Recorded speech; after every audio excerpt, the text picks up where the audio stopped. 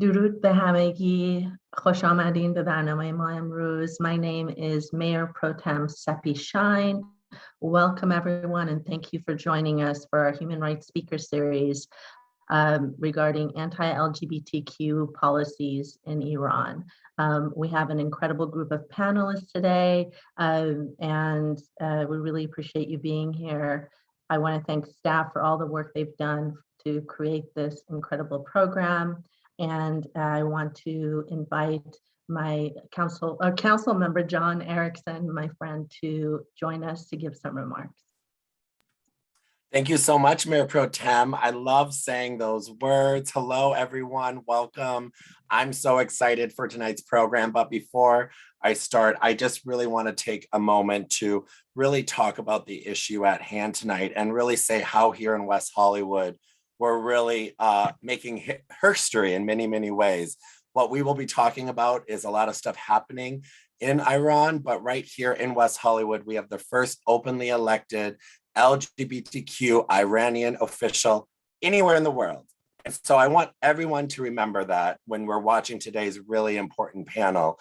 When Mayor Pro Tem spoke her speech when she got sworn in, she said this is for the little girls and boys and individuals who want to dream and one day become someone like her. And I just wanted to take a moment to reflect on that in light of today's panel, in light of all the conversations that we're going to be having. And the world isn't perfect, but we can get to a level of where we can see it, we can believe it, and we can achieve it. And you have that in your moderator tonight and someone I get to call a colleague and a friend. So welcome, enjoy the show. I can't wait to be watching in the background, and I hope you all stay safe and healthy. Thank you, Councilmember Erickson. And it is really true that little Iranian girls and boys who are queer really throughout the world can see themselves in elected office, and the importance of that is really escalated by what you're going to hear tonight, because unfortunately it is extremely dangerous to be out in LGBTQ in Iran because of the anti-LGBTQ laws. And we have a very large Iranian LGBTQ population, actually right here in Los Angeles County. And even though we are living here, doesn't mean we're disconnected from the country we were born in or our parents were born in. And it leaves, these anti-LGBTQ laws really leave a sadness and trauma in our hearts. So I have an incredible set of people who have agreed to be panelists this evening, and I'm going to call them one by one. First is Shervin Khorramian. Nearly 6 years ago, Shervin noticed the need for LGBTQ Iranians to have a community of their own. After years of building programming and events for the Iranian LGBTQ community, Shervin founded Raha International in June of 2017, and I'm so proud of you for doing that. I remember when we met at the Joey's Cafe for the first time, and a few meetings subsequent to that where we discussed your dream, and you've made it happen, and it's been very successful. Shervin's activism started long before Raha, back in the early 90s. He came out to friends and family while still a student at UCLA. Coming out opened up a world of laughter, love, and friendship that previously had been so foreign to him. He became an activist after coming out to make sure that others who wanted to come out would have an easier path, and they too could have the same rush and happiness that he had experienced. After more than 4 decades in the US, Shervin still loves Persian food and never misses an opportunity to have a good chai shirin, which means Persian tea with pastries. In between his work as an activist and eating pastries, he earned a BS in physics and a CPA license. Shervin currently works as director of finance for a local company in West Hollywood and is a West Hollywood resident. Welcome, Shervin, John. Next is Mehnoush Ahmadi. Mehnoush has advocated for LGBTQIA2S plus for over 10 years. And thank you, Marnoush, for being here. She is actually on here from Berlin, and it's something like 4 in the morning. And thank you for getting up so early to be here. Currently, she provides counseling to LGBTQ plus community and promotes their rights in Iran at Six Rang organization. She is one of the co-founders of Chelteki, or Cheltek, an Iranian LGBTQ plus group based in Toronto. Cheltek organized events for the queer community and their allies, including cultural events, movie nights, parties, and nature retreats. She is a co-founder of Mothers of Rainbow, which is a group that organized the first Iranian queer art festival, exhibiting artworks of queer artists from the diaspora. Marnoush also worked at the Iranian Women's Organization of Ontario as a facilitator and coordinator in an LGBTQ plus related project. During her employment, in addition to the numerous workshops, she organized an event to commemorate the International Day Against Homophobia and Transphobia. Thank you for doing that. She has produced content in various online publishings to educate the community about LGBTQ plus life experiences and reports on their human rights violations. Her focus is community engagement and education around LGBTQ plus mental health and human rights. She is also the director at Civic Association of Iranian Canadians. Next is my longtime friend, Ali Bolur. Ali has been practicing immigration law since 1996. He is the founding and managing partner at Bolur Carl Immigration Group, a full-service immigration law firm based in Los Angeles with satellite offices in Salinas, California, and Palm Springs, California. And I send all my immigration referrals to Ali. Previously, he is an elected director at the American Immigration Lawyers Association, and previously he served on the Board of Trustees at the American Immigration Council. He is a member of the LA County Bar Association and the LGBT Bar Association. Ali is a frequent speaker on immigration issues for AILA and other local, national, and international organizations. He is fluent in Persian. And last but not least, Omid Iravanipur was born in Iran and moved to the US 10 years ago. After living in New York City and being able to live his true self as a gay man, he decided to use his newly found privileges to help bring awareness to the situations of the LGBTQ community in Iran. Now serving as a board member of Queer Qadeh, he works alongside his fellow queer people, shedding light on the day-to-day lives of Iranian queers all over the world and helping Iranian queer refugees. Omid studied architecture in Iran and followed his passion to earn a Master of Landscape Architecture at CCNY in New York, and he works as a landscape architect in New York. Thank you all so much for being here. I am going to start asking you some questions individually and some together. Please do limit your responses to around 2 minutes. We have a lot to get through. First, I'm going to ask Omid a question. Omid John, and John, by the way, means dear. It's a term of endearment we add to names in Farsi. You immigrated to the United States 10 years ago. Can you address the anti-LGBTQ laws in Iran, and especially the treatment of gay, bisexual, and queer men in Iran in the culture as well? First of all, thank you so much for having me, and thank you so much for organizing tonight. It's an amazing event, and I'm so glad that it's happening. It is hard to put it in words how the Iranian queer culture is happening, because when you look back in the history and Iranian history and culture, you see that there are traces of that in our culture.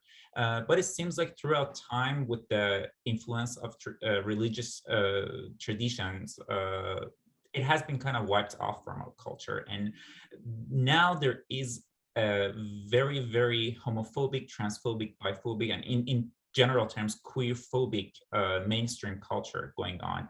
And this queer-phobic culture is being fueled and backed by the policies and laws set by the government that can be as severe as a life sentence, a death penalty for people who identify as queer. Given that, with the very patriarchal culture and the very set definition of masculinity that again has been backed with centuries of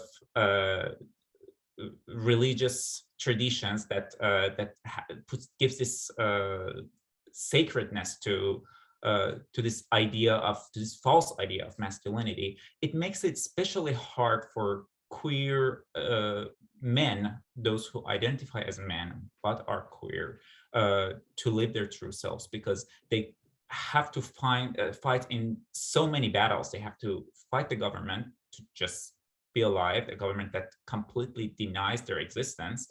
They have to fight a queer phobic culture, and they have to fight that whole idea of masculinity that basically denies them the right to be human because they're not complying with the rules of masculinity.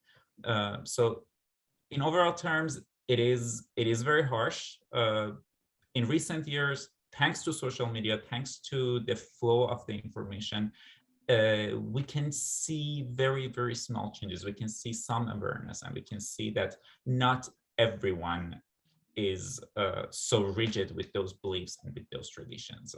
So I believe change is possible, not easy, but possible. Yeah, and the current Islamic regime has certainly made up their very, very anti-LGBTQ laws, much more so than the previous government, although culturally that toxic masculinity has been there for a very long time, and is something that would take a regime change and also cultural change to change. There's a lot of change. Can you be specific for, you've immigrated here, you're now able to live your authentic self. Can you specifically talk about what it felt like to live as a gay man in Iran, and be specific as to what the daily rights and privileges you now have versus what you didn't? Because I feel like when we talk about, oh, you get the death penalty, or it's against the law, often people who have not experienced that on a daily basis don't know what it means unless they have specific examples. So if you can share specifically what you went through in Iran, that would be really helpful. Yeah, it is. It's a little bit hard for me to talk about the privileges that I have gained, because when I talk about my life in Iran as a gay man, for me, it is in the past, but there is not a single day that I'm not hearing from people who are living in Iran in the same situation. So for me, it is in the past, but it's not in the past. I'm still living that fear. I wouldn't even call it living. I did not understand what living means until I came out. I'm not exaggerating. From very young age, from like age of 4 and 5, I can remember that I was behaving differently than the other little boys around me. I was not a part of that set idea that was expected from me. And from there, harassment started within the small circle of close relatives that are supposed to be the ones who are loving you. I was fortunate enough to have such loving parents that they kind of let it go until I'm ready to deal with it. My mom actually talked to a psychologist when I was like 3 years old, when she was starting to see those differences. And luckily she was told to just step back till I grow up and decide what it is. But the harassment started then. You grow up, you go to school, you start to feel the difference, especially with the segregated gender roles of Iranian government. When you have boys-only girls and boys-only schools and girls-only schools, like you're among other boys, you grew up with other boys, and you're different from them. And even though from a young age, I learned that I have to hide that, I have to not live my true self, those differences are being seen, and you are being harassed by your friends, by members of your community. Then you'll see that, okay, if I want to live in this culture, I have to hide myself. And you start to believe that there's something wrong with you. I lived till the age of 23 when I left Iran, believing that there is something wrong with me. And living with that day to day and having to play a role and having to lie on daily basis, it's very taxing, and it eats at you. And it is so hard for those who have not experienced that. I never wish that they would, but it also is not easy for people who haven't experienced that to understand. Did you have a boyfriend in Iran while you were living in Iran? No, I never dared having an actual relationship, even though I was discovering my sexuality. But again, I was trying to change myself because I firmly was taught that there is something wrong with what you feel. So you got to change that. I even tried dating women, which is like one of the biggest guilts that I still carry, is that there was this girl that I played with her emotions for 2 long years. I'm lucky enough that now she's one of my closest friends.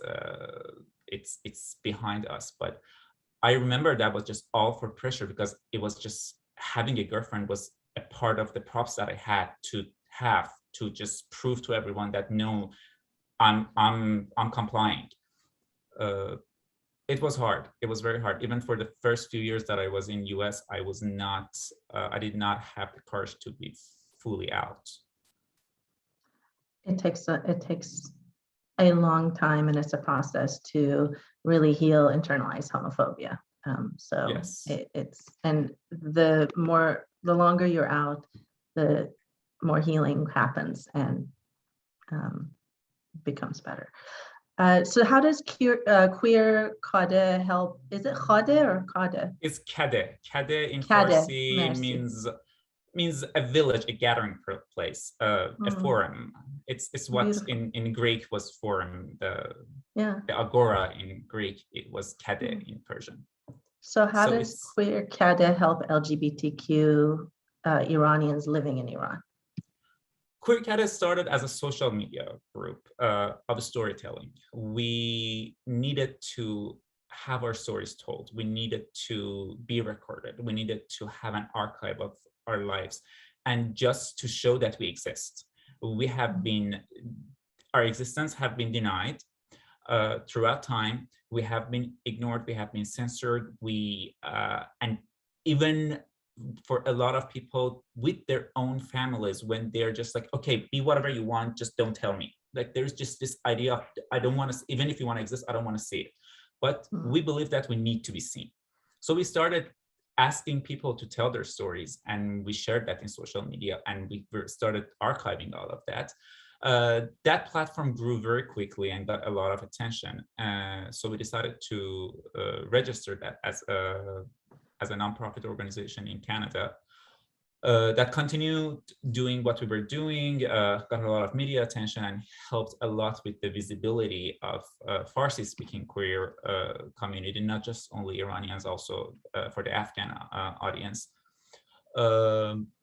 And in recent months, it started with unfortunate death of Alireza Monfared, an Iranian gay man, a young 22-year-old, I believe, that was killed by male members of his family after being outed. It triggered the fact that that is happening on daily basis in Iran. We just don't hear about any of them. Many of these people are trying to escape, and now are stuck in countries like Turkey as refugees. So we started doing a lot of fundraising to help those people, and now we are also working on long-term solutions to start. We're just seeking out different legal ways to start businesses for them in Turkey that can hire these people that are on refugee status, so they can at least generate their own income while they're waiting for replacement. Thank you so much. And thank you for doing all of that. And I know that you're very humble and receiving gratitude, but you deserve it. Thank you. Mariners John, can you address the plight of queer women in Iran, and especially those who are caught as being queer and or imprisoned? Yes, that's a very good question. First of all, hi everyone, and thank you for organizing this amazing meeting. Well, women in Iran face an intersection of different levels of oppression because of being a woman first, and then being queer. Sometimes some of them have disabilities, or they are from minority ethnicities, which adds up to their oppression. Based on my experiences and the reports of my clients, usually the oppression starts from home, from their own families. And then, well, they usually face violence, or if they are out, usually they don't come out as long as they can, because they know they're not going to be accepted. And if they are out, they will be faced with denial, violence, their right to, to have connection with their friends are lifted. Sometimes their mobile phones are taken from them. They can go out for several months. So it's really hard for a queer woman, girl, to live their own life. And then it continues in school and university. I have many cases where they have been expelled or suspended from school because they were found having relationships with other girls. They have been outed by the administration to their families. Some of their families are extremely hostile. So the administration takes no responsibility for their well-being. And then in the university, they still have to be, it has to be hush-hush. And in the prison, so the reports I have heard from other prisoners, prisoners of conscience in Iran, they say they have often seen queer women doing services for other prisoners so they can have some money, because they don't have support of their families. They don't have the bail money, so they have to stay in the prison way after the bail has been set. If they have, they are gender variant, their gender is not recognized. If they are, they need hormone therapy, it's not, they don't provide it for them. They're faced with harassment, sexual abuse, especially trans women, all kinds of violence in there, and they're shamed by other prisoners, isolated. So it's really dire situation. Thank you for addressing the plight of women in Iran. Actually, you led me to the next question, which is about our transgender, non-binary, and non-conforming siblings. Can you address access to medical services or lack of access to medical services for the transgender community in Iran? So, there are two like several problems. Those who are trans and they wish to undergo gender affirming processes like hormone therapy and surgeries, usually it is a very humiliating process to get the permission from judiciary. They have to go to court. Many of the judges have no idea what transgender means. They're very hostile to them. I have personally heard from my clients, like they have been shouted at, sweared at, and they were told, like, why do you walk like this? Don't you, why don't you care about your family's reputation? And even after they get the permission, and they undergo the surgeries. The surgeries are so, like, most of them are not satisfactory. Most of them have no idea what they're actually going through, what they're expecting. They're not informed properly before undergoing the surgeries. And after the surgeries, they have no support. There is no law that supports them. The family most likely will ostracize them. Many have to go, do sex work or jobs that they wouldn't do if they were supported by law and the family and the society. Yeah, so it's a really, really dire situation. I'm going to move over to Ali. I know you can't share specific client details, but without naming anyone, can you share any stories about LGBTQ people in Iran and what they faced with respect to being stuck and not being able to immigrate here or to other more tolerant countries? Yes. Hello, everybody, and Sati, thank you for organizing this. It's amazing. As far as asylum cases, every story is different. Every asylum story, and I've been doing this, for 25 years plus. Every story has something special and unique to it. So there's, the common thread that runs through them is the deprivation of just a normal life.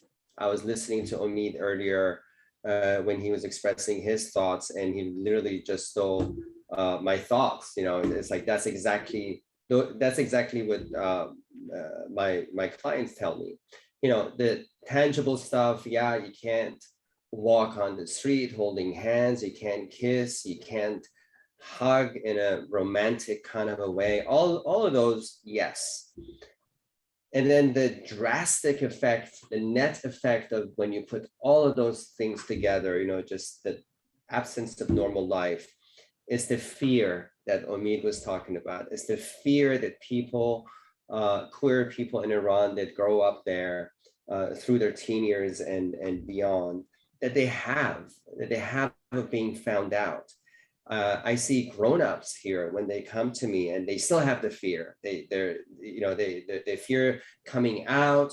They fear that people in Iran might know, even though they may never go to Iran. The fear that they had when they lived there, that they might get executed, they might get harmed, they might go to prison. I mean, all of this, as Omid said, it actually happens. Ali Monfared was a victim of honor killing.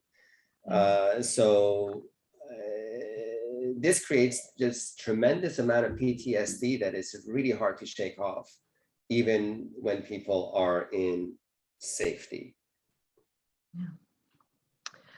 What can LGBTQ people in Iran do to seek asylum or refuge here? And have any of our laws or sanctions made it more difficult? Yes. So, basically there's a couple of ways that people can go about. They can certainly, get a visa to a Western country, and hopefully they get it. And for example, if somebody gets a US visa, they can claim asylum. It's not a done deal. Even if you are queer and you ask for asylum, it's not a done deal. So that can happen.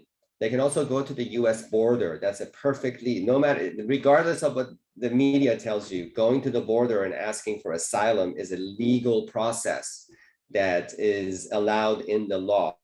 So for example, an Iranian person would somehow travel to Mexico, and from Mexico or Canada, they would come, Mexico, they would come to the border and ask for asylum. That's a legal process. That's something I'm comfortable telling people over the phone, over WhatsApp, whatever. That is not breaking the law. Of course, it's hard. It's hard because making that journey is almost impossible. but I have clients that have done that. The other thing they can do is to go to a country that has jurisdiction over, say Iran, which is Turkey. That's why we have a lot of queer Iranians in Turkey, because UNHCR over there, they can register people as refugees.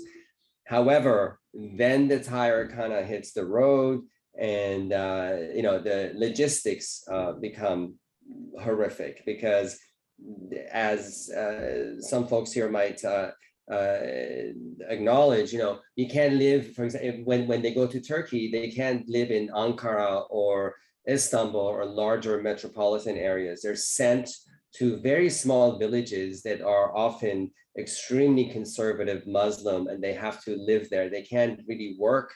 They can't really make money easily. And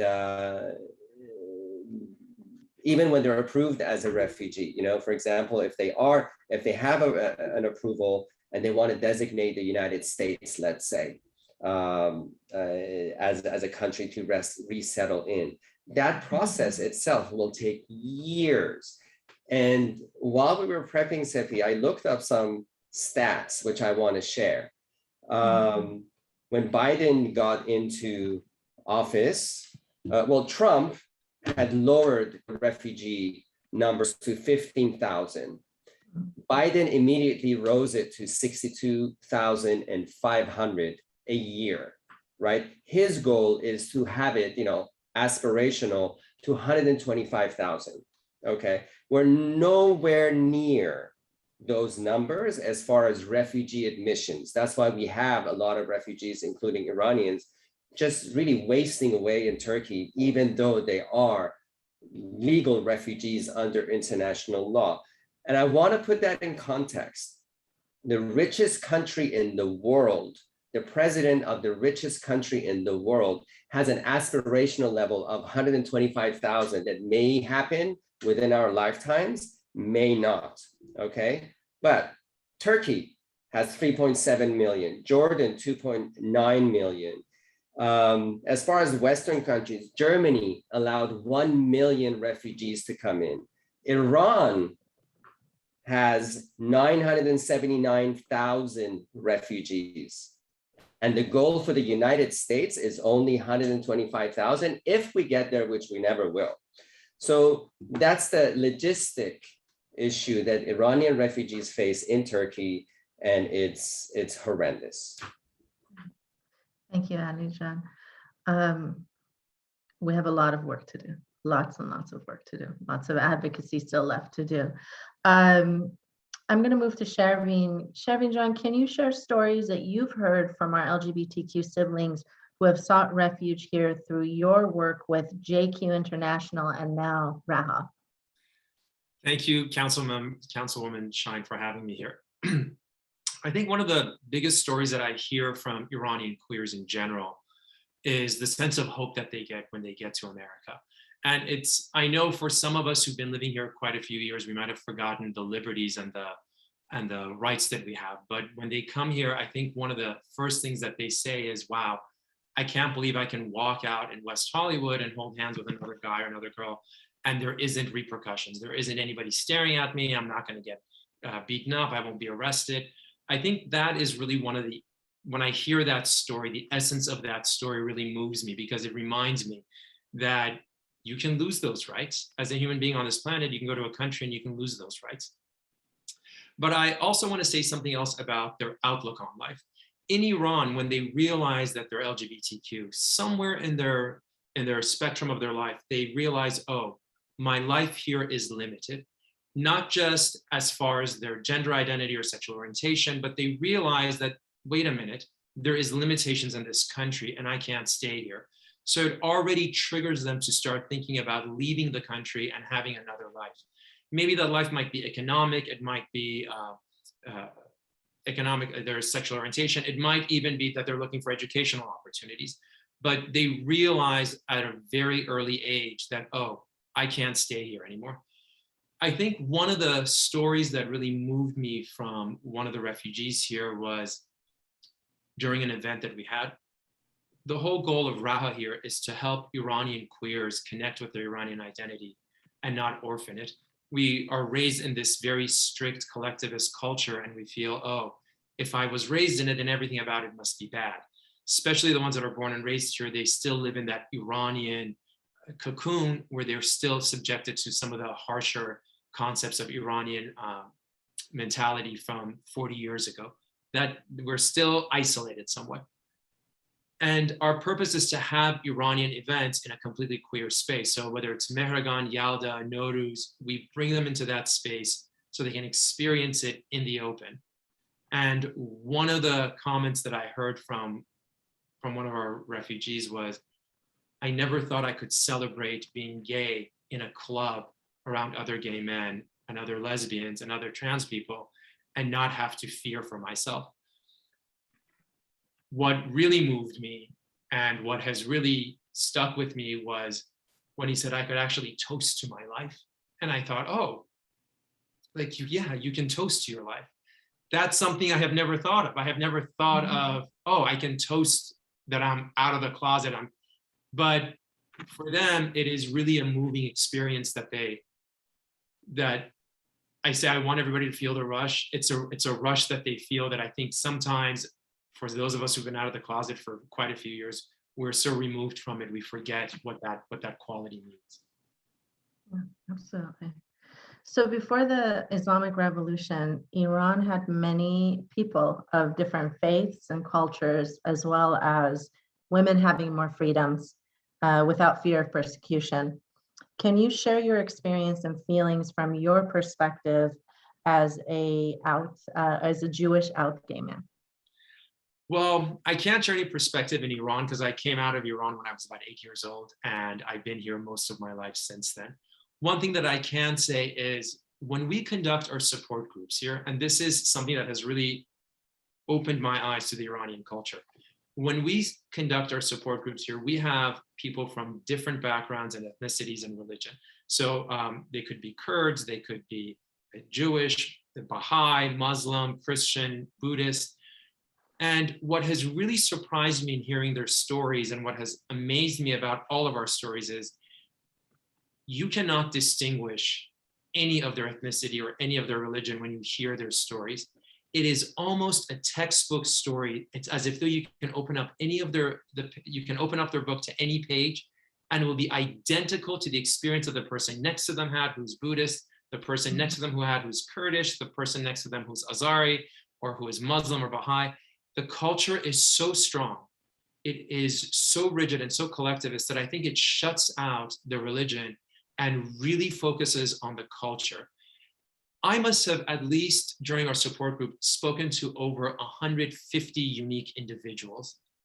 And every time they come out of the closet, you know what their parents say to them? Not, oh my God, what will God think?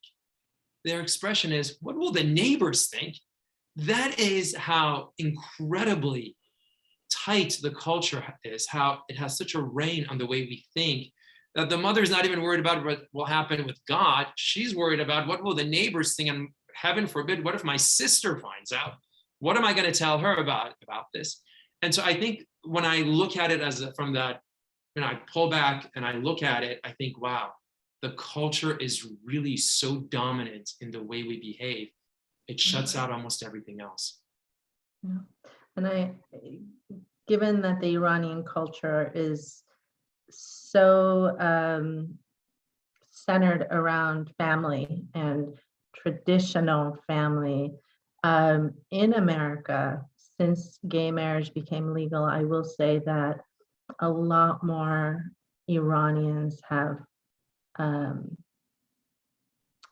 become more accepting of their children that I've heard of. And it happened in even though my family was definitely, because I've been out since I was 19 to my family. So it's been many years.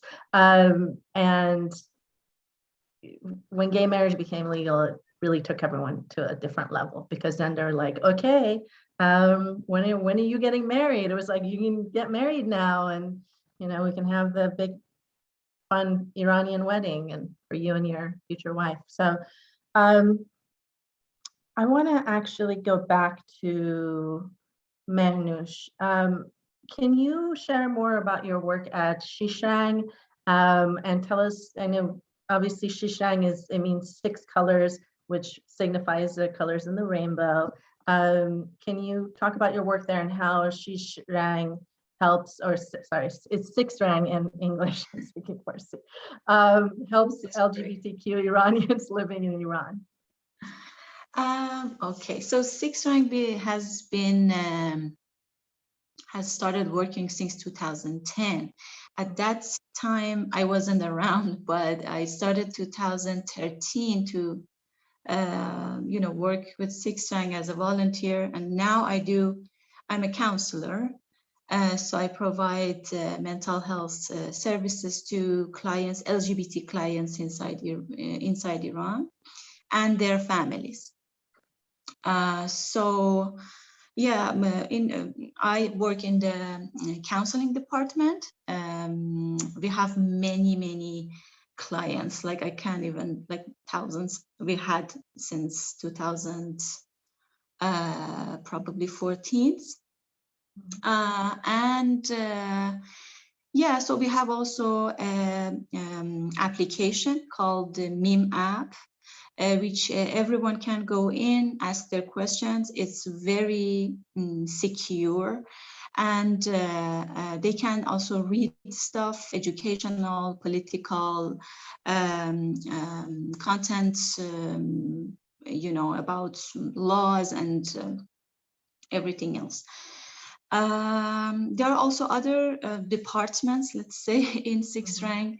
There is advocacy department that works with other international organizations like ILGA, UN.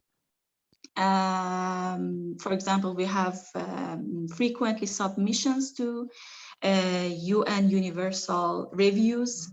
And we also, like in ILGA, one of our executive directors is the executive director in ILGA too. Okay. We have what is research section where we do research, we document things that happen in Iran with our clients, and we provide it to different areas, like we provide it to international organizations or to other activists who need this information. We have a social media department that is very active. We broadcast the news from Iran to international and vice versa. And so we feed information, educational content and news, like international news, to LGBT Iranians and activists. We also provide advocacy tools to activists inside Iran if they need them, we help them to, for example, secure their what is it called? Their activity inside in internet, because usually the government is surveilling every space, and so. Thank you. And then Shervin, can you talk a little bit about, I know you talked a little bit about some of the events that RAHA has had and how that's helped the LGBTQ people here, but what can RAHA offer to Iranian LGBTQ people who have recently immigrated here from Iran, as well as our siblings that live here now? I think one of the biggest things we really offer is community. For a lot of Iranian queers who come into one of our events or come into our space, they typically think they're going to be met with the same stigma and the same negativity that they might see at a Persian gathering or at a Persian event. And when they come to our events, they can't believe that there's this camaraderie, this space where everyone is just like them, speaks their language, has had the same experience growing up, and they can just let go. One of the work that we really do is removing the trauma that to some extent the family and the culture has imposed with Iranian queers who are growing up. Now, whether you live in the diaspora or you live in Iran, the stories are almost identical. And one thing that I want to say is that those refugees who come here, just because they come out of Iran and they come here, they're still closeted. Some of them rely on their families in Iran to give them money and support them during their transition. And for them to come out immediately and just announce that they're gay is still a little bit frightening, because that financial help could be cut off for them. And you hear them a lot of the time say, I still can't come out. There's still some problems. I have friends here who know my family members in Iran, and I still have to keep it hush hush. So when they come to our event, it is a completely safe space where they can be themselves, not worry about somebody seeing them, and really slowly fall into their own skin without feeling that they might be outed or that they might be harassed or hurt. But above that, I think one of the prize jewels of this is our support groups, where they can really come here and talk about who they are. Even the Iranians here, when they come into the support groups, they realize how many years of unpacking they have from the, and forgive me, from the negative stereotypes that's been imposed on them. They don't realize what they've absorbed. And when we talk about internalized homophobia, let me tell you, in those support groups, you can hear it, you can almost feel it. And all of us, regardless of how strong we think we are, that messaging is there in our community. And we not only absorb it, we personalize it, so that when the voices that are gone that criticize us, we take over for it and we do it harsher to ourselves. And really our goal here is to make sure we stop that and we end it before it becomes part of our dialogue and part of the trajectory of our lives. And honestly, I have grown so much by seeing these members and the way they have been so courageous to come forward with their stories and their problems. I have said to them, honestly, I don't know if I had those problems, I would have been as strong and courageous to share them openly the way they do. And they have really just elevated me and our entire community. We have open panel discussions that they talk about this openly. And I got to tell you, there's some quiet moments where you can hear people just stop breathing because they realize the impact of the stories that they're telling. So we're trying to cover everything, but we can't. And I'm glad for all of our volunteers and everyone who brings attention to this on a spotlight. So thank you, Councilwoman. Yes, absolutely. Thank you for the work you're doing with Raha. It's so important. So I have a question for some questions for everyone. And just raise your hand. Have any of you visited Iran since coming out? No. No, we have not. And I will say, because we'd probably all be killed. So that's why there's definitely a fear. So I want to acknowledge a brother of ours who is here watching, Alex Mahajer, a fellow Iranian gay man who was recently made history being elected to the Stonewall Democratic Club. And he actually literally has sent in a question that I had on here, and that's how connected we are. I know we're both Pisces too. Can we envision a day where we can be free in Iran? How do we get to a free Iran where LGBTQ rights actually exist? And when we can actually visit without fear of persecution and death? And I'm going to let first person who raises their hands to answer this. Ali. Great question. I think that in the West, in the US, we have to demand our governments, respective governments, to have equal respect for Iranian human rights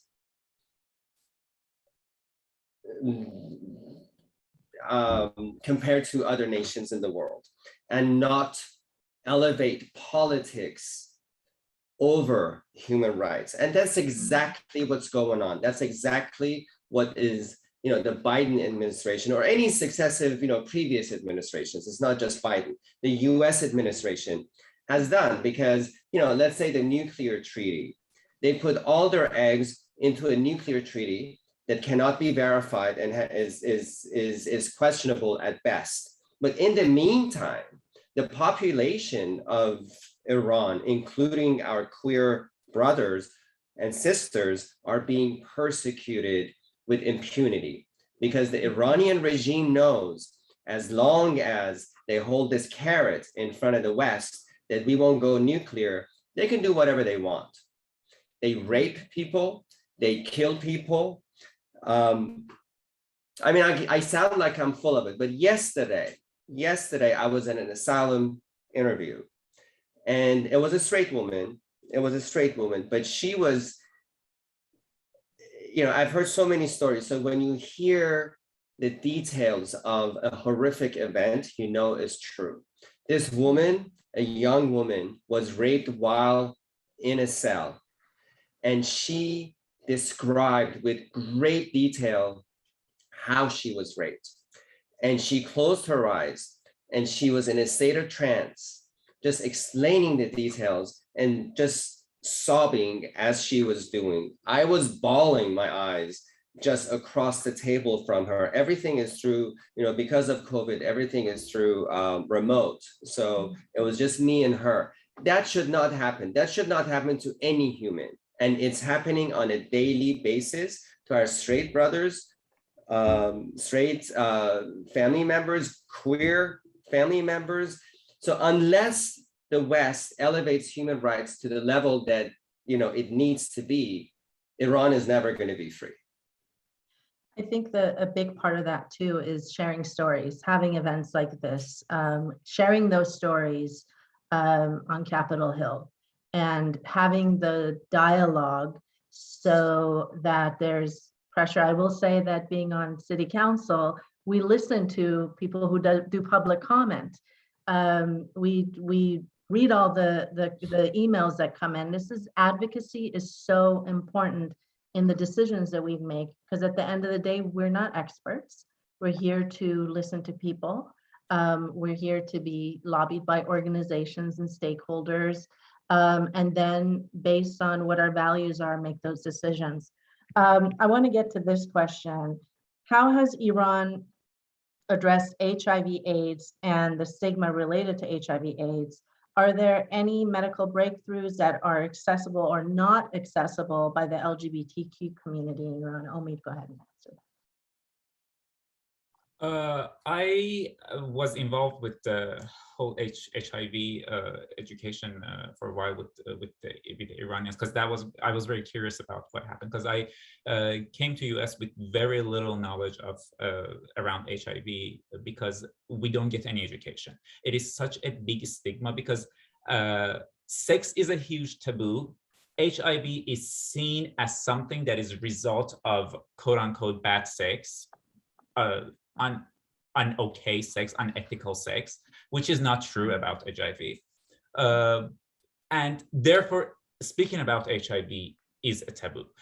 Calling someone HIV positive is actually a way of insulting someone. Like a lot of time, when they want to insult someone, a lot of people who want to insult me on social media has called me HIV positive because I'm gay.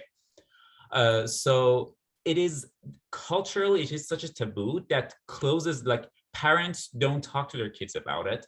Nobody talks about the safeties around it. So nobody knows of what is available.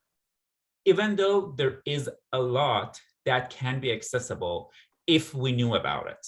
For example, PrEP, the pre-exposure prophylaxis, is not as commonly available in Iran as it is here. But there are some cases that are eligible for it, and it is available. People don't even know what it is. Post-exposure, however, is available to whoever goes to certain clinics and claims that they need that. People don't even know what this is. People don't even know that such breakthrough in science exists, that if you are worried that you have been exposed to HIV, you can actually be safe from it. At some point, I had to actually research the clinics of where they were in Iran, in each town, and just keep posting that. And there were people who actually reached out to me and they were like, I actually had an incident and I went to these clinics. And surprisingly, I was very surprised to know that they actually the staff there acted very professionally, and they did not ask why you think you have been exposed, because this was a gay man. It was like, I want to go, but I'm so worried that they would understand that I've had sex with another man. I was like, well, tell them that I've been stabbed by a needle. Just, you don't have to tell them that I've been exposed. But these things are available. Of course, there are also a lot of medicine available to keep people alive and bring them down to the undetectable status, but all of those are available to people who know about it because they're not advertised. There is no advertisement about, hey, know your status. Hey, go get, there are these places that you can get free anonymous HIV tests to know your status. They exist, but nobody advertises them because it is such a taboo. And there are people in medical field that are really trying to work about it. But again, they are always censored, even though the government is funding those works due to international pressure around HIV, but they are not advertising it. And there is a very, very big concern about the hidden cases of HIV in Iran, that people don't know their status, people don't know what safe behavior is. And it is predicted that there is a large community of people with HIV positive status that they don't know their status. And it is just making this snowballing and just getting bigger and bigger. And the situation is getting scary.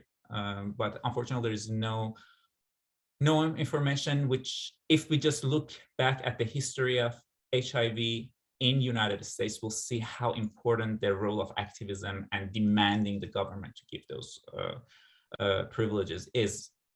Groups like ACT UP worked for like over a decade and a half to just convince the government that you have to take care of us, you have to fund these things. And that led to a place that we don't have to be as concerned about HIV. It is not a death sentence anymore. It can happen in Iran if there were education.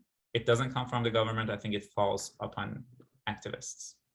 Activists and organizations like all of yours that you're all involved in. So we are at the end of this panel. I'm sure we could go on and on. Thank you so much to all of you amazing souls for being here. Continue doing the work that you're doing. Definitely reach out to me if you want to talk some more about any of these issues or others. I really appreciate you, and this is the end of our panel. And thank you to everyone who joined us as well. Good night. Thank you.